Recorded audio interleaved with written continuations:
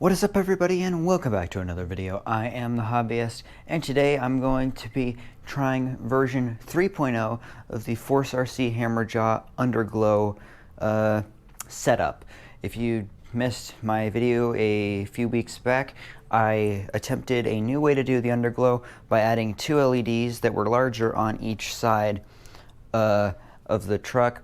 That did not have as much of an effect as I wanted it to. If you want to click off this video now and go back and check that video, you can kind of see what I'm talking about. So for this one, I've tried something completely different.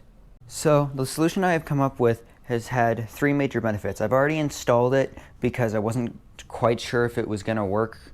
So I've already installed it, but I'm going to show you because it worked quite well. So it has three major benefits. The first being it cuts down on the wiring. As you can see, there is no longer any LEDs on the corners. I've completely removed those. That has taken the amount of wiring up here down a ton. I got rid of two different Y leads, a bunch of wiring. It just cleaned everything up so well. The second benefit, and probably the most important one, is that it produces way more underglow than the other two versions that I have tried.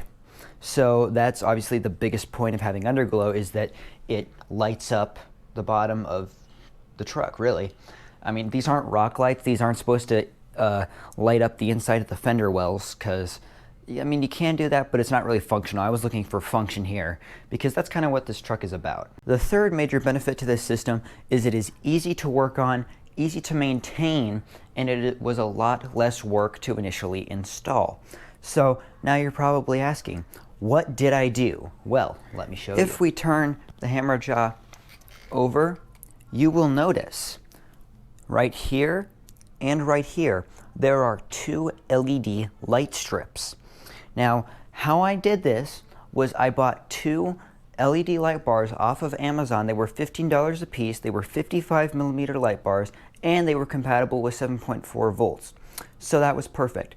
Now, the light bars themselves were a bit too big, so I completely removed the cases. As you can see, it is just these two LED strips.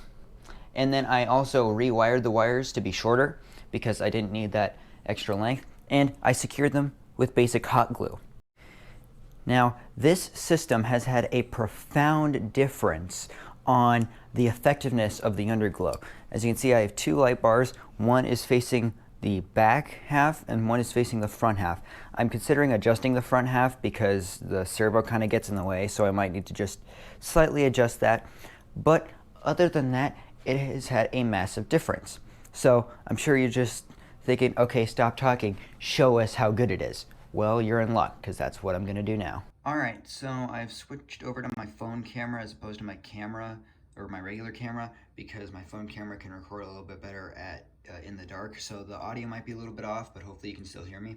So right now you can see that clearly there is no underglow currently on, but if I hit the switch, which is also connected to the high beam lights, that was in my last video, you will see, look how much underglow is provided with those two LED light strips. If we move the truck to the side, you can see pretty much all of underneath is lit up. If you can see right here, this is what I was talking about, how I might need to adjust the front one because it's not lighting up the front a ton. But look at the back. Like, that is just a crazy amount of light that is being produced. Remember, this is no underglow. This is with underglow.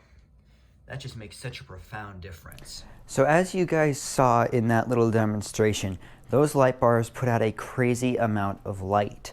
So if you are looking for like underglow for when you're actually night crawling, this is 100% the method to use.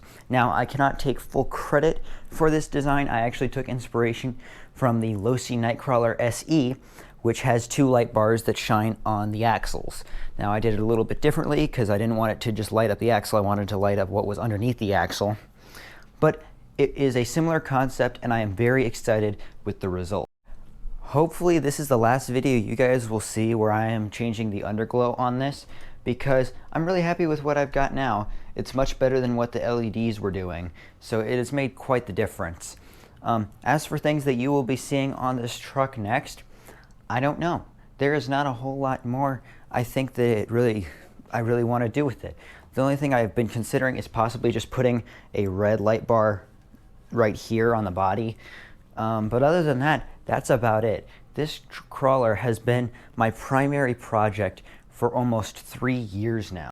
And if you go back to way in the beginning, towards the beginning of my YouTube channel actually, you will see videos where I had this truck when it was box stock. In fact, I think the first popular video of this crawler was when I installed the Axial AR60 axles on it. And this truck looked nothing like it does now back then. So it's gone through a lot of change, but I am very, very proud of what it has become. Because this truck has become an absolute beast on the crawler course. Now, I got a comment the other day asking if this truck is competition legal. Interestingly, yes it is. This is legal for Class 3 competition.